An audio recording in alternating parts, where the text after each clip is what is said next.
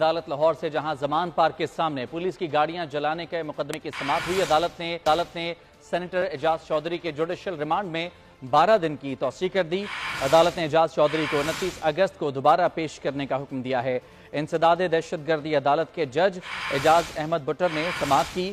اعجاز چودھری کو judicial remand کی میعاد ختم ہونے پر پیش کیا گیا۔ منیر باجوہ ہمارے ساتھ موجود ہیں، بول نیوز کے نمائندے، ان سے مزید جانیں گے۔ منیر بتائے گا سماعت کی مزید کیا تفصیلات ہیں؟ جی بالکل، لاہور کی متعدد کی عدالت کے جج اعجاز احمد بٹر کے روبرو تحریک انصاف کے سینیٹر اعجاز چودھری کو جوڈیشل ریمانڈ ختم ہونے پر پیش کیا گیا اور پولیس نے مان پارک کے باہر پولیس کی گاڑیاں جلانے کے الزام میں ان کو عدالت میں پیش کیا اور عدالت کو آگاہ کیا کہ اس مقدمہ کا تفتیش جو ہے وہ تکمیل کے مراحل میں ہے، یہ انہیں مقدمہ کا چالان پیش کرنے کے لیے مہلت دی جائے اور اس بنیاد پر عدالت نے اعجاز چودھری کے جوڈیشل ریمانڈ میں 29 اگست تک کی توسیع کی ہے اور آئندہ سماعت کو چالان سے متعلق رپورٹ جو ہے وہ عدالت میں پیش کرنے کا حکم دیا۔